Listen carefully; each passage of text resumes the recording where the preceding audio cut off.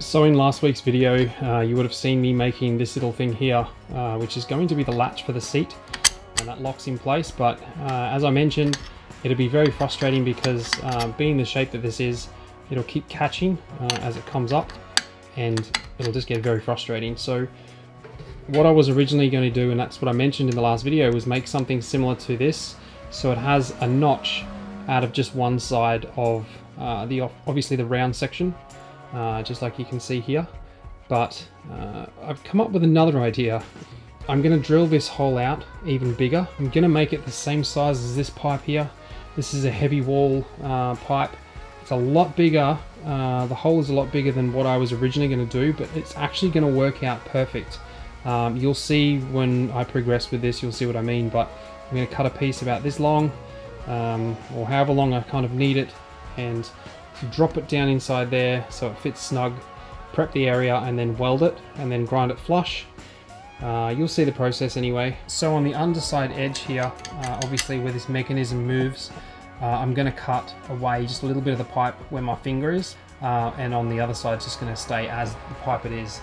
That'll allow, you know, this, not this one, but another version of this, come down, latch, and then once I release it, it won't get caught like this. It's a little bit more work to create this rather than what I was originally going to do, but I think in the long run it's going to make it last a lot longer, look a lot better, and function a lot better. So that's what I'm going to do.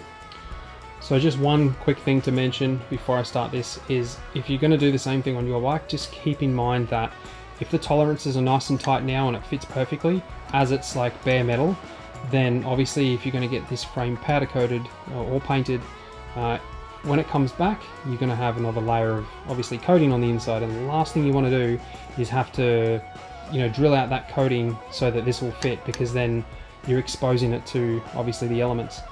In time, obviously, if this, you know, post is going to go down in inside of that tube enough, it's going to scratch up the inside and then expose it to the elements. But being a custom bike, I'm going to be super gentle when I'm putting the seat on and off, so it'll be minimal scratching anyway. But yeah, just thought I'd mention that before I continue.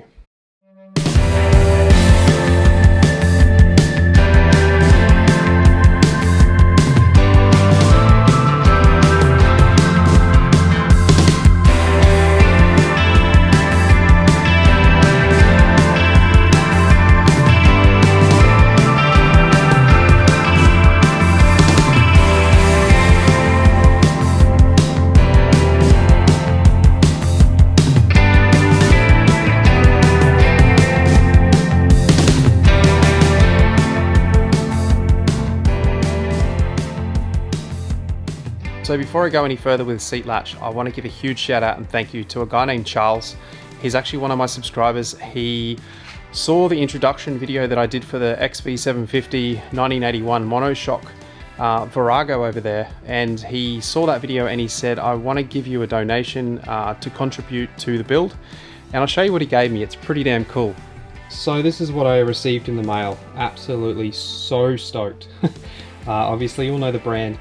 I believe it came off an R6. Correct me if I'm wrong, Charles, I think that's what you said. But yeah, I'm so ecstatic about this because it's secondhand and it's going to give me the ability to rebuild it. I'm pretty sure you can rebuild these things. I don't know the history of it, so I'll fit it as is and then eventually do the whole rebuild. If you know any information about rebuilding, you know, these sort of things, if it's actually possible to do yourself, let me know, leave me a comment. But otherwise, it's going to be one of those learning procedures. I'm going to do it and then learn as I go and then show you how to do it as well. So thanks again, Charles. I really appreciate it. I'm so grateful that you want to contribute to this build. And that's going to be awesome because it's going to be on display pretty much right under that seat. So can't wait to get it started now.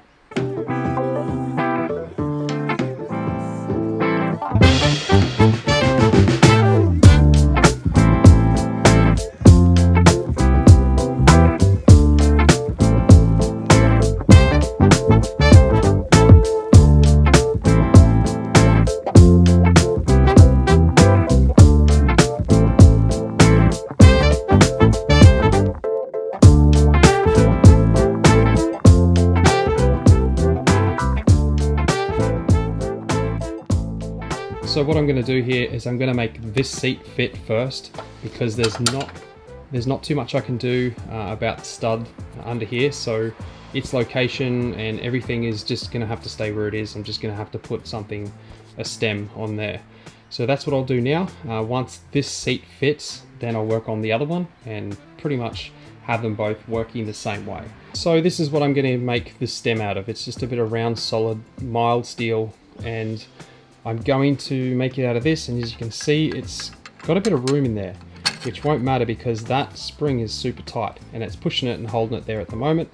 It's got really no movement left and right. It's only going to have movement, I guess, forward, but once the seat's in place, it can't ever go forward because it's hard up against this. So it's perfect, it's going to work well. I may end up changing, actually I probably will end up changing this out with something maybe aluminium or maybe stainless, but for now this is all I have, so it's perfect. I can drill a hole down the center and then tap it, which will allow me to obviously screw it onto here. But if I'm smart, which sometimes I am, sometimes I'm not, but I'm thinking what I'll do instead is just get the nut that fits and then put it on there and then tack it.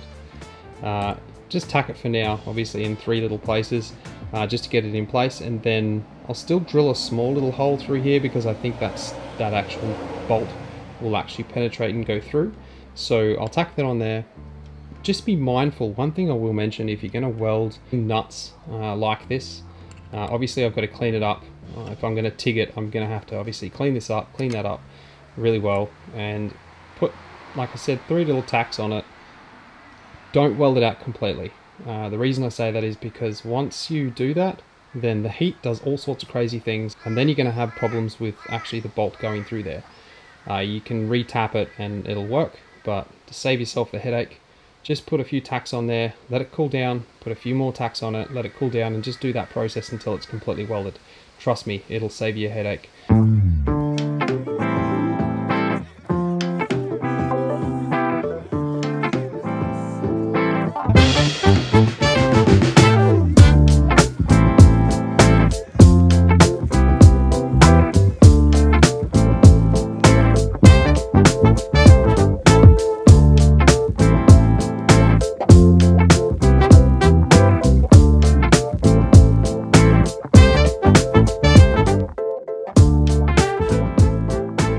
So it's currently looking somewhat like a bullet.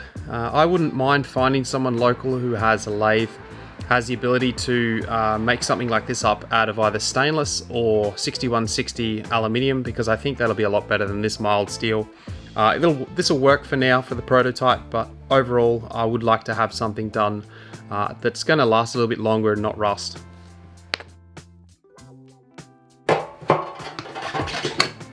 Oh, sweet. Well, it fits and it's firm, so that's well done. I'm happy with that. Obviously, I still need to make the notch to make it so it doesn't lift up, but apart from that, it's pretty much done. I can do the same thing now to the other side.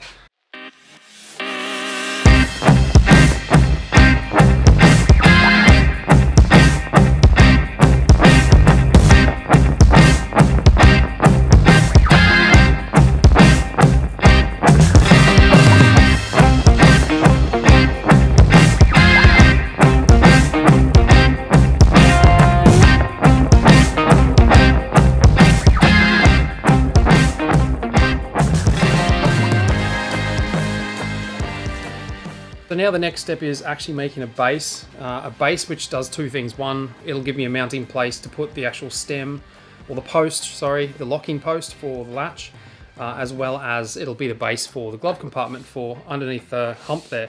So what I did, so this one here is one that I previously had made for the prototype, the first hump that I ever made. It is pretty much almost exactly the size that I need. There's a little bit of a gap around the inside. I just sort of put it in there and just sort of to see if it'll fit. It will. Now I'm just going to have to fill up a few of those little gaps. What I'll do is I'll place it inside there and I'll show you actually. It fits perfectly all across the back. So what I'm going to do is I'm going to clamp this guy down to the frame, the whole like tail section, And once that's clamped in, I'm going to get the hot melt glue and put a couple of dabs in there just to make sure that stays where it needs to be. Grab some plasticine. If you don't know, plasticine's one of those things that fiberglass just does not stick to. So it's really handy stuff to have if you're doing any fiberglass to fill gaps. So what I'm going to do is put a bead of plasticine across here and push it down. Same on the other side. And then flip this entire thing over and then cut the excess of plasticine off. And then run some fiberglass and matting all the way around on the underside, just to make sure this thing is stuck in place. Once that's done, I'll make a mark under here, like with a texter, to know exactly where that hole's got to be, and then start creating another post and make this work.